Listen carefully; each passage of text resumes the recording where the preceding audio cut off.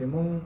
په ناره د مردباد او زنده‌باد وران که د پردو ګټو له مو خپل هېواد وران که مونږ په ناره د مردباد او زنده‌باد وران که د پردو ګټو له مو خپل هېواد وران که پنجاب زمونږ په ورانولو انعامونه وشي پنجاب زمونږ په ورانولو انعامونه وشي مونږ به انعام ورکو که چا اسلام آباد وران کړي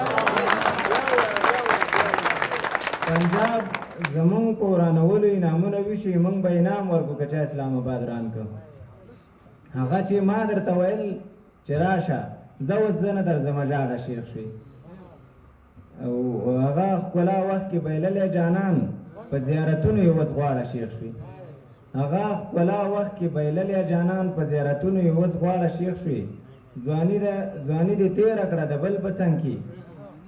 ځواني دې تېره کړه د بل په څنګ کې ما ته چې سم شي را په غاړه شیخ شوي او زاهد هغه مننه ځواني دې تېره کړه د بل په څنګ کې ما ته چې سم شي را په غاړه شیخ شوي زاهد هغه ماشومتوب دوره دي په غزلونو کې رانغاړه شیخ شوي چې مرور مې کې جي بیا وروسته په خلا څه معنا دا د وصال او بېلتانه یو ځای دعا څه معنا درنه ویرېږمه نفرت لرمه خوښ مې نه یې درنه ویرېږمه نفرت لرمه خوښ مې نه یې جنګ له تانه بغیر بله بلا څه معنا جنگ بدبختی زما د کام د وینو رود روان جنگ بدبختی زما د کام د وینو رود روان دا سوله څه معنا او بیا د معنا څه معنا او چې جنگ نفرت کې لوی شي مینه بیخي نه پیژني چې جنگ نفرت کې لوی شي مینه بیخي نه پیژني هسې خطه ووایه دې وجود کې سا څه معنا چې جنگ نفرت کې لوی شي مینه بیخي نه پیژني هسې خطه ووایه دې وجود کې سا څه معنا ویلې زما شي غونډې منډې چې د غونډه وخورم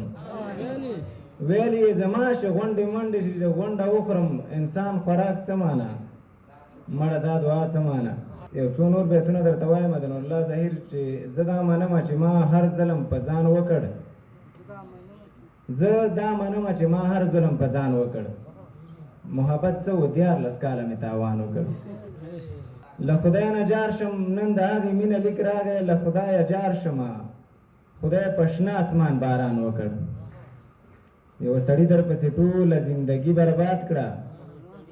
یوه سړي درپسې ټوله زندګي برباد کړه یوه سړي درپسې ټول عمر تاوان وکړ چې دې په ما باندې یاران او ماران وپېژنل چې دې په ما باندې یاران او ماران وپېژندل وخته مننه دا په ما دې لوی احسان وکړ